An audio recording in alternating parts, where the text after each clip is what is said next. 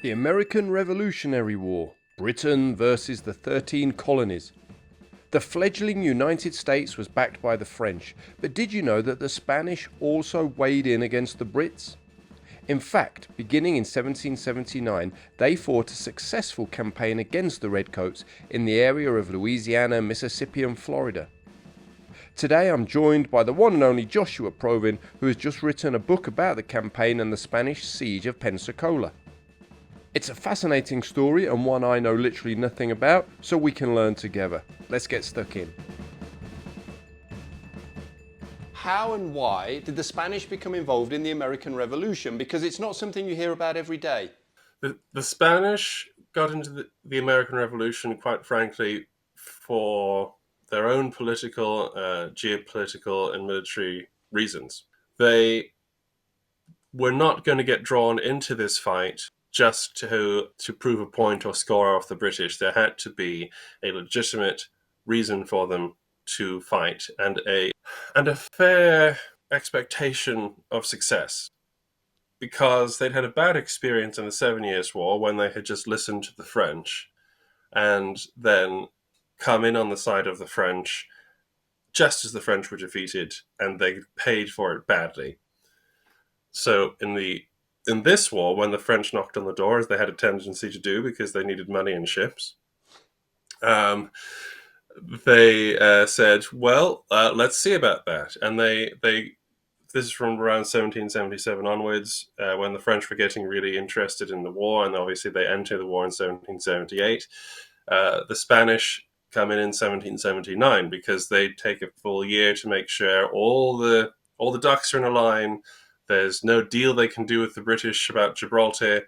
They literally sort of hang it out as a prize to the British, and they say, we may not join in this war if you just sort of you just sort of push this across the table to us. But the British aren't interested, and so it can be argued that the British sort of sacrifice the United States, the colonies, for the security of Gibraltar, really. Why do the Spanish want to be in this war at all? They basically outlined that we want Gibraltar, we want the entirety of the Gulf of Mexico, and that basically means West Florida, which was ceded to the British after the 7 Years' War. They also wanted to retake Jamaica. There was a shopping list that they wanted. And in order to do this, they were very clever about it. They took their time. They were in an excellent position to achieve these goals when they entered the war. And so they did, in 1779, declare war on Britain. However, not as an ally of the United States, but as an ally of France. And this was a problem for Congress, because that meant that they were tied, due to the treaty the Spanish had signed with the French. Victory conditions were tied to a neutral power that they had no influence over, because the French had promised not to make peace until the Spanish were happy about whatever was happening with Gibraltar. So they're neutral is the problem that Congress has, and it's definitely good for the Spanish. It's unclear about the situation with the Americans, although now full independence is now looking incredibly likely, because as soon as the Spanish enter with all that golden ships, it's almost certain that there's going to be some sort of good peace deal that allows the United States to become an independent country, but they just don't know what that's going to look like. So you can see West Florida and East Florida there at the bottom, and then Georgia, South Carolina, and North Carolina. That's all British. The Bahamas are also controlled by the British. You can't see Jamaica on this map. It's a little further south of Santiago, southwest of Santiago, and the British control that as well. Everything else up to the line of the Mississippi is Spanish, except for Cap Français on Saint-Domingue, which is French. So those are the European outposts. Now, then you can see the big gap in between the current eastern seaboard of the United States and the Mississippi, which has all those names like Choctaws, Muskogees, Cherokees, and Chickasaws, and that is the territory granted to the Native Americans by I believe it's the Townsend Proclamations, which had its own effect on the American Revolution and its beginnings, which was what settlers felt were the unfair restriction on westward expansion. And when you're talking about strategy, bearing all that in mind, there's a couple of things to remember.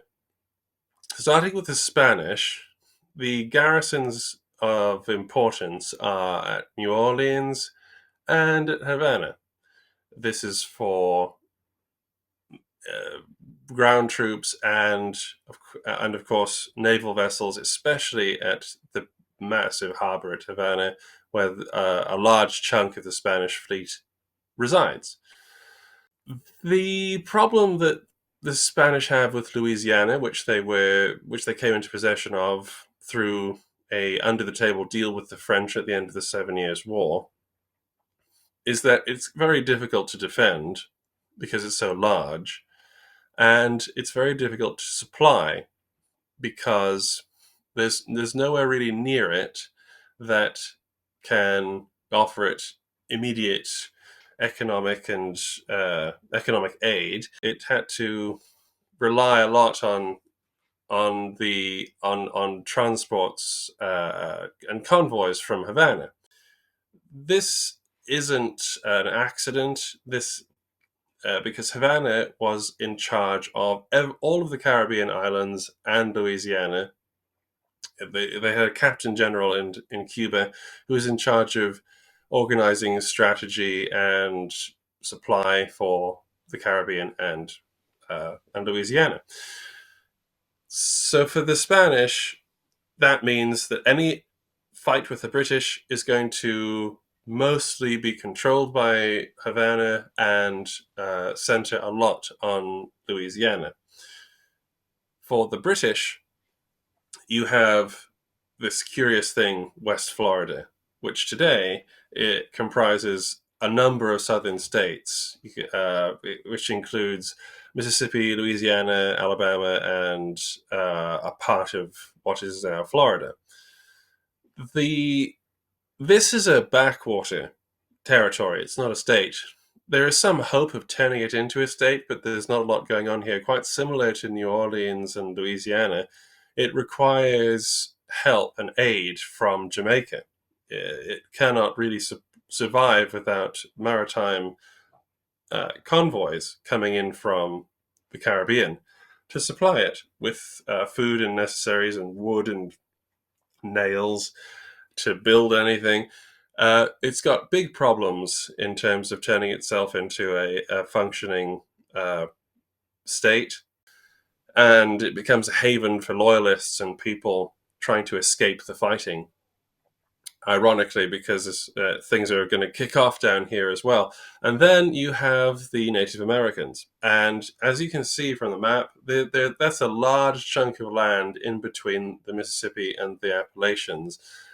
And these nations, the principal ones involved here, the Muskogees, Chickasaws, and Choctaws, and down there in Florida, you have the beginning of the Seminole Nation. You have these nations are very important to the diplomacy and to the politics of the area. Just because, as you can see, no European has much influence inside that. It's all controlled by the various nations, and they can field a lot of warriors to whoever's side they're on. So a massive amount of what gets us here and the conditions under which people fight in the deep south is affected by these nations in between the Mississippi and the Appalachians, and the fact that it's very difficult to supply large amounts of troops along the Gulf Coast. Well, so let's move on then. So the Spanish have now got involved in the war, and they've got a local commander called Bernardo de Galvez. What's his situation? Who was he? And what sort of troop numbers did he have at his disposal? Bernardo de Galvez is one of my new favorite people in history. Uh, he's a semi ridiculous figure in some ways. I often joke that he is almost embarrassing to talk about in terms of non-fiction, because it just sounds like somebody made him up from the Last of the from a Spanish version of the Last of the Mohicans. He he is a long-standing career soldier. He's from a good family in southern Spain in Andalusia. As governor of Louisiana, he was officially appointed in, well, he became acting governor in 1777, and then he was officially appointed just before the war began.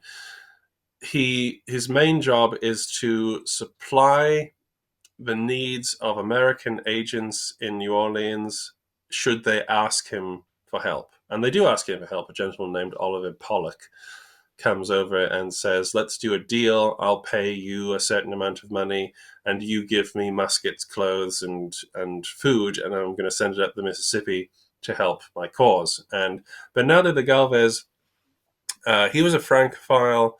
He was a gentleman of the Enlightenment. He had certain sympathy with the idea of liberty and things like that. He kind of liked these Americans messing around with the British. So he was happy to help and give them breaks. And he played the game of the sort of the Cold War between 1777 and 1779 very well. Uh, his objectives, therefore, when war breaks out, and he'd been expecting war to break out for a while, and he'd been preparing for it, was to ensure the protection of New Orleans, which he felt would come under attack as soon as the British figured out they were at war. How do you defend New Orleans? Well, there had been a lot of talk on the subject with the various Spanish governors, and they were of the opinion that you couldn't defend it, and that you would have to pull all the garrisons back initially to New Orleans, and then get them out to New Spain, to Mexico, because just use it as a sponge to insulate the rest of the Spanish Empire. Galvez at first thought this was the way to do it as well, and then he thought to himself, because he was an audacious man, he thought to himself, why don't I just attack? And then they can't attack me. So he'd been planning usually a good tactic. Yeah, exactly. Attack first. Exactly. So he'd been planning to attack the British in West Florida in order to make sure that they couldn't attack New Orleans. And he knew that the government wanted the reconquest, the reconquista, if you will, of the Gulf Coast. And that fitted in perfectly with the idea of defending New Orleans by attacking. He didn't have a lot of men to work with at the beginning. He had garrison of New Orleans, and this would in total maybe have come to around 2,000 men, but the actual amount of men he could take with him was around, I think, 1,700. His plan was to take that sort of field force of militia, regulars, Native Americans, free men of color, and go and attack the British fortifications along the Mississippi, make them Spanish, and then move on to Mobile, which is the second city of West Florida, and then Pensacola. That's Bernardo de Galvez's plan. This is delayed when a hurricane hits New Orleans and it sinks his ships and it ruins some of his supplies, and people think he won't be able to now continue with his plan. But this is the thing with Bernardo de Galvez. This is why he's such an interesting person. He overcomes this obstacle with the help of a very good staff, it has to be said, within a matter of I think it's a matter of weeks, and although it could have been as long as a month, and is able to continue with his plan. And this becomes the famous Marcha de Galvez, which opens the campaign of the Gulf Coast in 1779. And suddenly, the British find that they have a very reinvigorated Spanish war effort to deal with. So now we've heard a bit about de Galvez and his Spanish forces. Can you tell us a bit about the British forces in the region? Who was the commander and what sort of forces did he have available? Yeah, the commander of the British forces in West Florida is the British Commander in Chief, John Campbell, Major General John Campbell, and he has the largest British garrison in West Florida. It's around 2,000 men strong in 1781, although it had been larger throughout 1780 because he had been able to call upon around 1,600 Muskogee, Choctaw, and Chickasaw allies during that time. However, by the time of the main siege, most of these people had gone home. Campbell didn't really know how to effectively use the great advantage he had in allied warriors. He wasn't terribly keen on working with Native Americans. He had some prejudices, let's put it that way. Therefore, a very potent weapon against the Spanish went underutilized. But it was a strong fort, and he was a fairly capable soldier. And once he was given a clear objective that he didn't have to make any massive decisions about, he could be quite as you can see from the picture, quite a redoubtable foe. I want to clarify that Bernardo de Galvez did not come against Pensacola with 1,700 men. By the time you get to the siege of Pensacola, Bernardo de Galvez has, at the beginning, around parity of forces with the British, and then as it goes on, he gets more and more reinforcements until it's around 7,500 men. So quite a lot of men on either side, with an almost overwhelming advantage to the Spanish by the end. However, at the beginning, it's almost even. Okay, well that's set up the background then, and then moving into the narrative of the fighting. Can you give us a bit of an overview of how the campaign played out, and then we'll move into the actual siege of Pensacola? After the Marcha de Galvez, you get the capture of Mobile in 1780, which was again a very dramatic event because Galvez is in command and he gets shipwrecked, and there's a lot of insane shenanigans that go on with that. But the Spanish capture Mobile, so all that's left of West Florida now is the District of Pensacola, and the British commander General Campbell is desperately writing letters for a naval squadron to come and secure his port so that the Spanish can't just come up and take it. So, yeah, as you can see from this very nice map here, the basic, the strategic and tactical options available to the commanders are somewhat dominated by the fact that Pensacola sits on a bay and the terrain is very difficult, and it's and there's only one way into the bay, and that's going to be a problem for the Spanish going on. Yeah, as of the turn of the year 1781, the Spanish still had not been able to mount an effective attack against Pensacola, and the British were stunned by this. However, there'd been a lot of politicking and squabbling going on at Havana about how many men were needed, how many ships were needed, when it was going to happen, who was going to command the attack on Pensacola. Then there was another hurricane, which scattered the fleet that was supposed to attack Pensacola in 1780, and that delayed things again. The great break came for Galvez when Campbell, feeling that he was, as he put it, as yet unattacked, sent a force to attack what was called La Aldea del Mobile, which is a small village on the opposite side of Mobile Bay, which the Spanish had fortified and was now becoming a sort of a point, a drop-off point for raiders and traders, and the British didn't like that very much.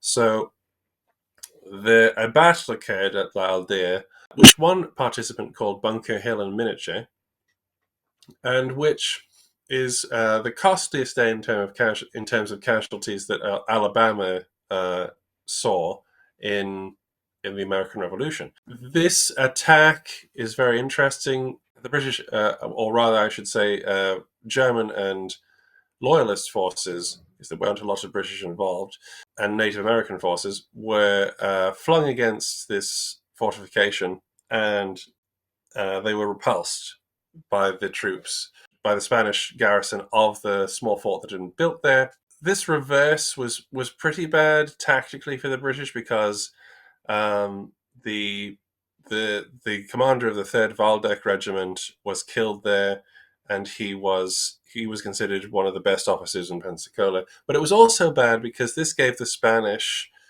this gave Galvez's party in Havana the the motive, the political motivation to be able to say, hey, if we don't attack Pensacola really soon, then they're just going to start taking back everything we just took. So let us go and deal with this. More politicking follows until March of 1781, and it's still not quite clear what is being agreed to when Galvez sets sail with his initial force from Cuba, which is set to link up with his friend and subordinate Jose de Espeleta uh, at Pensacola, which should give him around 2,000 to 3,000 men in total to attack Pensacola. This would be probably an inadequate force to do this with, despite the fact they have a very powerful naval presence. Because, as I've said before, Pensacola is defended by around 2,000 men, a lot of cannons, and a lot of forts. So you need quite a larger, you need quite an extensive force to take this place. It's the largest garrison Galvez has come up against so far. And that gets you to the siege of Pensacola. Galvez puts to sea. He is supposed to go to New Orleans and link up directly, but he actually gets the Navy commander to sail him straight to Pensacola, so he doesn't lose any more time, which is again fairly typical of the sort of guy he was. And then the siege begins. Well, so let's talk about that then. So can you explain how the siege progressed? Was there some serious fighting? Was there attempts to storm the forts and the walls around the city? What happened? The siege of Pensacola is the longest siege in North America during the American Revolution. You can argue that it's the longest siege in American history if you discount certain sieges in the American Civil War, but we would have to start arguing with American Civil War people about that, and we're not going to do that here. So, it's long. It lasts from about mid-March to early May, and it includes a lot of troops and a lot of operations in that time. The first operation is to get Spanish troops onto the barrier island of Santa Rosa, and to get the fleet past the battery at what they call the Barrancas Coloradas, or the Red Cliffs, which guards the entrance to Pensacola harbor. Despite being happy enough, that's this picture that's just come up here actually is a good example of the sort of terrain that you'd get on Santa Rosa Island, which is sort of duney and lots of palms and little lakes and inlets and things like that. That's where the Spanish first landed in March of 1781. And to their surprise, they found it undefended because the British had not had time to build a battery on what they called Sequenza Point, which would have completely covered both sides of the entrance to the harbour, which was a very decisive, which turned out to be very decisive for the rest of the siege. Was that due to ineptitude, Josh, or were there extenuating circumstances in defence of the British and their commanders? There were certain extenuating circumstances. To be fair to General Campbell, he knew that. I believe that if he'd had more time, he would have tried to build a fort at Siguenza Point and fortify Santa Rosa, because it's a very difficult thing to defend because it was incredibly long. It is incredibly long. It's still there. Uh, It's incredibly long. So if you put a battery on Siguenza Point, you'd also have to put fortifications further down the island, as you can see there, um, to defend the battery from being attacked from the rear. The problems with trying to guard Pensacola Bay is really quite difficult. It's actually perennial in the history of Pensacola itself. The Spanish had through trial and error realized that you needed a battery on either side of the passage because it's over a mile long, and that's extreme range for a cannon to fire at. So you need two batteries to defend it. The problem is Santa Rosa is made of beautiful packed coral sand, and it is a barrier island, so it's hammered by the elements. So it's very difficult to construct timber fortifications, earth and timber fortifications on sand, and and that means it's very expensive to do. And Campbell had basically just finished the battery on the Barrancas Coloradas and put some very heavy caliber cannons in it. He was very proud of this. If you need a reference for where the Barrancas Coloradas is, it's right. It would. This map is not the best one you'll see, but it's sort of where the Reef of Rocks label is, sort of. Yeah, I can see it, and Um, I'll ring that so people can see it clearly. yeah, that's where it is, and you can see Siguenza Point. Funnily enough, there's a little fort icon there for some reason. Maybe it's indicating the fort that was newly built, because when the Spanish landed on Santa Rosa, they found some half-finished fortification works and a small blockhouse.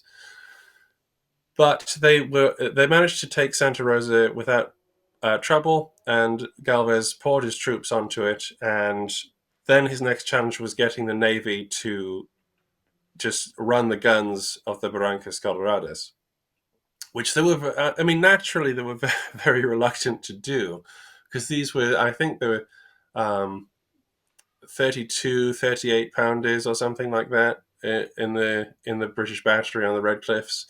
And also the the commander, jefe de escuadra, Calvo, he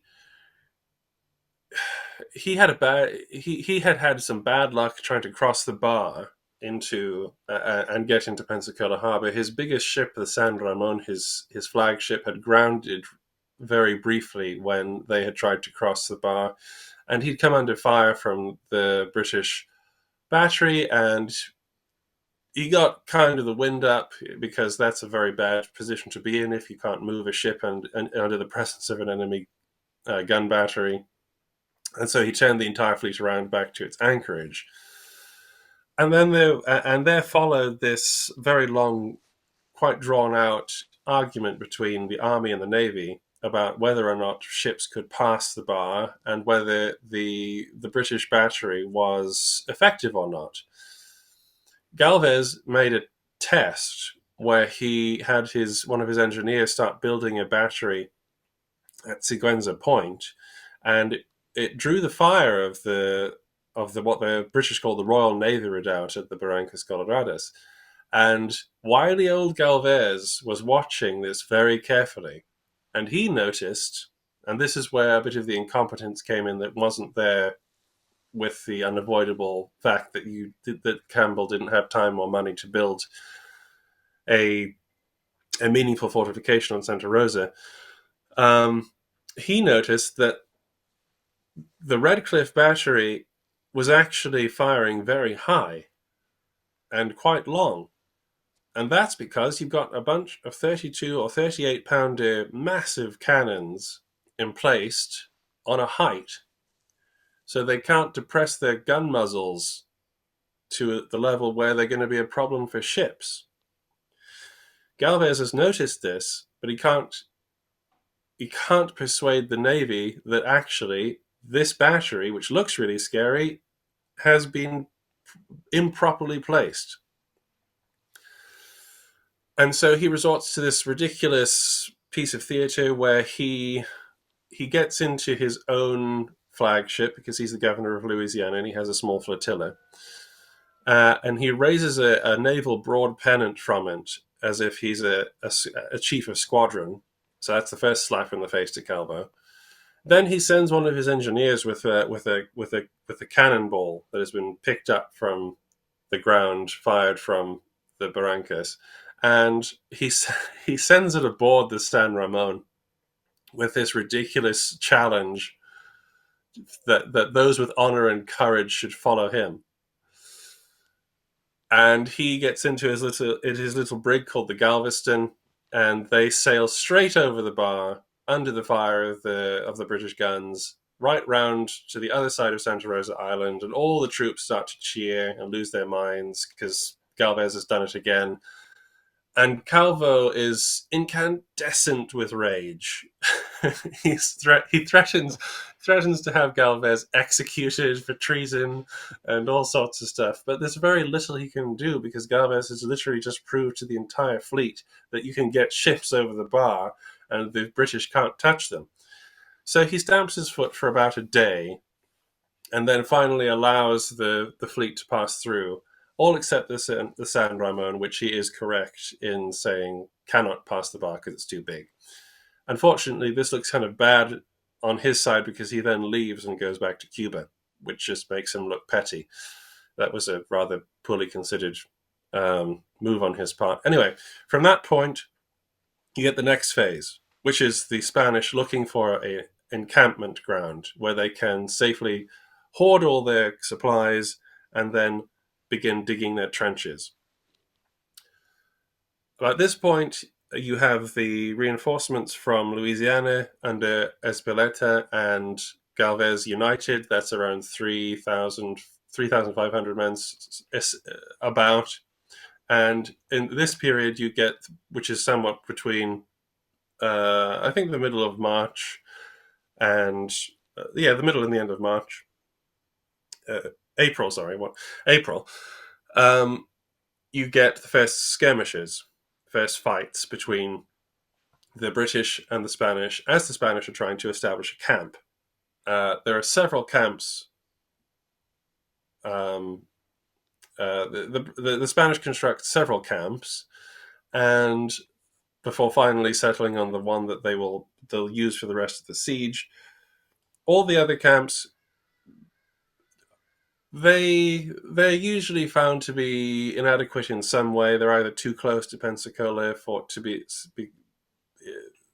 and vulnerable, therefore, to attacks from the Choctaw warriors who are with the British under a formidable war chief called Francia Stabe, and or they are too close to the artillery. They think they're too close to the British artillery, or they're poorly sited for supplies to be able to be delivered to them by the Navy, or they're too small. It's a bit of a Goldilocks problem, but they eventually settle on an ideal position that can't easily be seen, can't easily be attacked, and can easily be supplied, and that's all ideal circumstances. By this point, of course, there's been some very heavy skirmishing. Several things have happened. The British Native American allies have become dissatisfied by the fact that the British have been using them as the main attacking force. They're very dissatisfied that they've been having to fight the Spanish basically by themselves. And Galvez has been wounded in the main movement from to the last camp. And by the way, the Native Americans have been so effective in harassing the Spanish camps that Galvez ordered that the camps be fortified like a Roman army camp. He was wounded in the I think it's the left hand and the abdomen, and this knocked him out of action for a while. It's a fairly serious wound. It probably wasn't life-threatening so long as the surgeons were careful about infection, but he had had a problem with fever before, and this seemed to set him back a little. And for the rest of this portion of the siege, for the rest of the entrenching portion of the siege, when they're starting to progress their trenches and fortifications and batteries, Galvez is forced to take a back seat while he recovers, because a big storm comes over the night after he gets wounded, and it blows over his tent and it soaks him, and a lot of the wounded, and that doesn't do him any good either. So then you get the entrenching phase, which is, now we've found the camp. Now we need to find where best to attack Pensacola from directly. Pensacola is defended by a hill, a small hill called Gage Hill. And on this hill, you have three earthen fortifications, which are called, which contemporarily speaking, there's one of them, that's Fort George. That's the one closest to Pensacola, you'll see on the screen now. And it was made by putting a star fort and a line of entrenchments down to two blockhouses, which guarded the road to Mobile. Further up from Fort George, you had the center redoubt, or the middle redoubt. The Spanish called it Fuerte de Sombrero, which is the hat redoubt, the hat fort, because they thought it looked like a round hat from a distance. And that doesn't play a great part in the siege. That's actually the last fort to be built, because it connects the furthest away fort, which is the advanced redoubt, which the Spanish call the Medio Luna, which is just the Spanish version of the French technical term demi-lune, half-moon fort. So it's a crescent-shaped fort. All of these forts connected in a string protect Pensacola. It's very significant that they do this, because that means you don't have to attack the town itself. And Galvez, one of the first things he did when he landed, which is what he did at Mobile as well, was to write a letter to General Campbell and to the civilian governor, Peter Chester, to sort out the ground rules, to establish the ground rules of the siege. Basically, they all agreed, we are not going to fight over the town. We're going to fight over the forts, the military installations. That's what we're going to attack, and we're both going to agree to do this. And we're going to do this in a civilized manner, and the civilians can stay there if they want, and a lot of them do. So all of the fighting is going on around the military installations, which is a very civilized, a very humane thing to do, I think. And the problem, of course, that represents is that the Spanish can't really use their ships, because Pensacola, at least to bombard stuff, because Pensacola, they would have to fire over Pensacola to hit the stuff on Gage Hill, and that means the British are going to have to fire back over the town, or probably from the beach, and stuff is going to get hit by shells and things like that. And that's that. And Galvez is a proud man. He's a man of honor. He doesn't want to be seen to be breaking his word. So he doesn't use the navy to bombard the fortifications from the sea, which would have sped up the siege quite dramatically, I think. So instead they look for entrenching grounds, and they find one at a place called Pino Gordo, which just means big pine. It's a place that doesn't really exist anymore. There must have been some very large pines standing where they found at the edge of a small height, which overlooked a equally modest valley in the middle of between Gage Hill and Pino Gordo. the Spanish chose this, but the problem was that when the British found out that was where they wanted to attack, and more heavy skirmishing occurs as the Spanish try to get work parties out to start breaking ground. And the British artillery is very powerful and controls this area as well. Galvez doesn't like wasting men. He could, by this point, he's been reinforced significantly, and he has almost 7,000 men now, including a small French detachment. He could just use his men's lives flagrantly. He could just use that power, that manpower he has, but he doesn't see the need to lose men's lives unnecessarily just by exposing them to the fire of the forts of Pensacola. He can do it another way, and just because it's harder to do it the other way doesn't mean he's not going to do it. In fact, he does. What he does is he, or Espeleta, or General Cagigal, who is in charge of the reinforcements, decide that they will use very large work parties to work extremely fast through the night to get the fortifications up. This, after quite a significant amount of skirmishing, is successful, and batteries start to be in place. And this is now come into the last phase of the siege. The Spanish start to successfully construct their siege lines in place, their howitzers and heavy artillery brought up from the ships, and begin to give the British a bit of their own medicine. The British forts now come under fire, and Campbell becomes increasingly worried. He's been increasingly worried throughout the siege that he won't be able to hold the place for any length of time.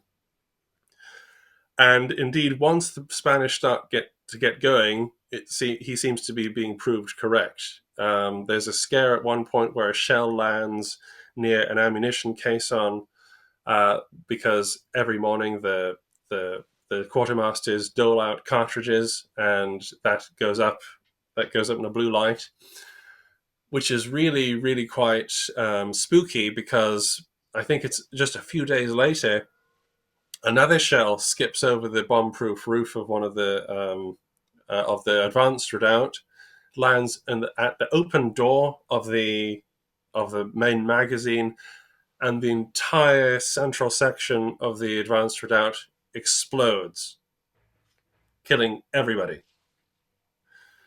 For a second, everybody is stunned, because it was just supposed to be a normal day of bombarding, and then everything happens at once. The British start to quickly evacuate what they can from the central redoubt, the advanced redoubt. The Royal Artillery under Captain Johnson opens fire to cover the retreat, and they continue in spite of the flames and Spanish counterfire until the last possible moment. An act which surely would have got Captain Johnson the Victoria Cross in a later time. And the Spanish react incredibly fast to the advantage that has just been presented to them. As Jose de Espeleta and General Cagigal, Chief of Engineer Navia, push columns forward against the advanced redoubt of Grenadiers and Cazadores, the elite troops of the Spanish army, and they're led by Navia's engineers, who are equipped with firefighting gear because the redoubt is burning, and they take the ruins. They come under very heavy fire from the central redoubt and Fort George, but they secure it, and then they push artillery up very quickly and open fire in return, so as to show the British that we have this place now, and you can't shift us from it. And inevitably, that leads to the surrender of Pensacola. Okay, well, I feel like the British are kind of guilty here of just sitting back and waiting and not really doing much. Is that what actually happened? Did Campbell kind of run out of ideas and just sit back and hope for the best? That is one of the big questions of the siege. Could Campbell have done more? I think that he could have, yes. I think there were, I mean, Franchi Mastabe thought he could have done more. Cameron of the Indian Department thought he could have done more. Some of the loyalists thought he could have done more. The Germans didn't really care at this point. They just wanted to get out of West Florida. But certainly if they had their old commander with them, Colonel Hangsleben, he would have done more. So I think you're right in identifying that the British don't put up as active a defense as they could have, especially earlier on when they had more of a parity in numbers. And they really only wait to try to aggressively fight the Spanish when they have established their camp and they're looking for an entrenching ground, by which time the number game is severely stacked against them. Campbell, I think, can be criticized as much as we can from our position for not putting up a more aggressive defense. So just quickly backtracking, Josh. So the city's fallen. Did Campbell officially surrender as such, and were the defending force all taken prisoner? What happened? Yes, there was a formal surrender ceremony. Campbell shuffled off about 300 or 400 men immediately after the first treaty negotiations opened. He sent them off to Georgia for, I don't exactly know how he chose who got to get out, but about 300 or 400 men did leave. Also, the Choctaws headed off, obviously, and then it was just a matter of finalizing the terms. This was pretty much decided in about 24 hours, and the garrison was given the honors of war, and they marched out, colors flying, drums beating. They were allowed to carry, all the ceremonial paraphernalia of a surrender, and they were waved off to a camp by Galvez, and the and the works were occupied by the Spanish grenadiers and cazadores and some of the French light infantry, and that was the surrender ceremony, and everybody got all the prisoners spent a good deal of the summer while Galvez and Campbell argued about various points that they thought the other had broken about the convention of Fort George, as they called it, until all that was sorted out, and then they got repatriated to, I believe it was New York and Halifax. So the Spanish gave all the troops back, which really annoyed Congress. But again, you have to remember that the Spanish were not allies with the United States, they were allies with the French, and they saw no reason to keep the British prisoners for any longer than they needed to. Galvez was close to the end of his supplies. He probably didn't have the means to properly do much with them, and he just wanted to get them off his hands. Brilliant. And how important strategically was the fall of Pensacola for the Revolutionary War, the broader war? Was it very important? Did it make a big difference, and did it really help the American victory? It's important is incidental but important, because it ends on the 8th of May 1781, and then nobody knows that Yorktown is going to happen in October of 1781. So to begin with, the fact that the Spanish now control the entire Gulf Coast means it is a very big deal, and it means that there's now the potential for American merchants to have unimpeded access to neutral ports, bypassing the British blockade. And so that's a very important strategic element to the fall of Pensacola, which of course is not massively realized because the war ends effectively very soon afterwards. But nevertheless, that's hindsight. Then you have the fact that because it ends when it does, Spanish resources can now go into joint efforts with the French. And immediately after the siege ended, you have Francisco de Saavedra going to go and talk to the French about joint efforts between the two Bourbon allies to attack either Jamaica or some other target like that, and also to think up a plan that will ensure the independence or the victory, at least, of the United States. This goes into the complexity of the diplomacy and politics of the time, because it was within the best interests of the Spanish to ensure the independence of the United States, because that hurts the British. But they couldn't help actively themselves because they hadn't recognized the congressional government at the time. The fly in the ointment becomes the fact that the French fleet has no money. Otherwise, they have this wonderful idea of heading off to Virginia and bottling up Cornwallis between the French and General Washington. And Washington is waiting for a signal. He's waiting for the French fleet under de Grasse to put to sea in order to start marching towards Cornwallis. Problem is, the French Admiral de Grasse has no money, and he has no ships to guard Saint-Domingue when the Spanish, if he does go, is the problem. And Saavedra tells him, well, we the Spanish have money and we have ships, so we can't go and help you in Virginia, but we can guard Saint-Domingue and we can give you money to get you there.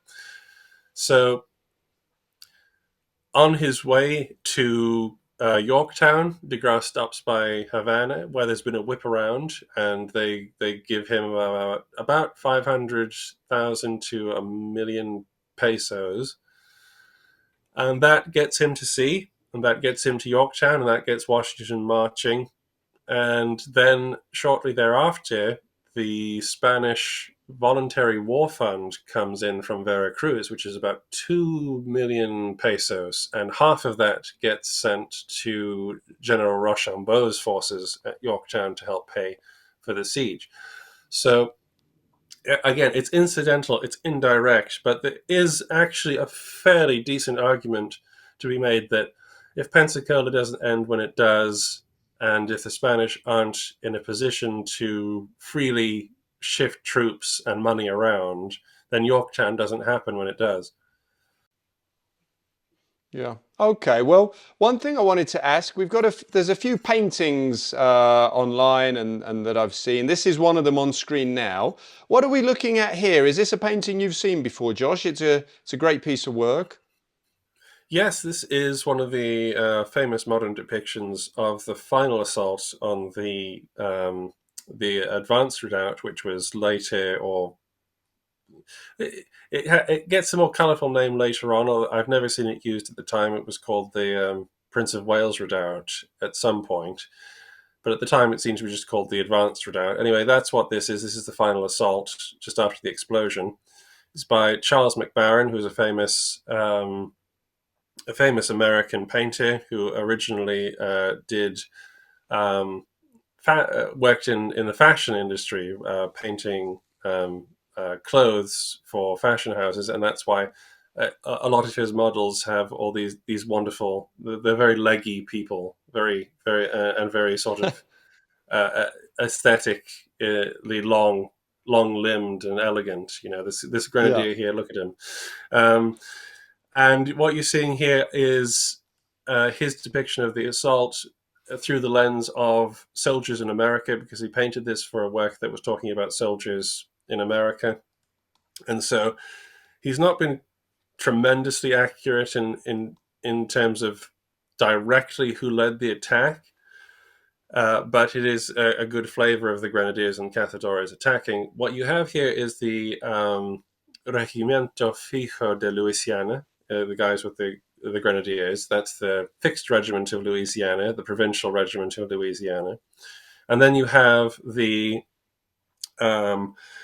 Morenos Libres de Havana on the right in the red. And that is the Free Black militia of Havana. and they were used. There was also a Louisiana regiment of free blacks, and Galvez used them as light troops because a previous administrator had reorganized the whole militia system, and he had designated the free black troops as light troops, and they did very well at that. There's actually a couple of accounts of them fighting off Native American sorties because they were famed as being good shots. And this next one is even more modern and is a very striking, spectacular picture. It's fantastic, isn't it? Yeah, it's very, very, very impressive. This is by Augusto Ferrer Dalmau. He's a Spanish painter, and you should Google him for certain because he's got a lot of amazing stuff.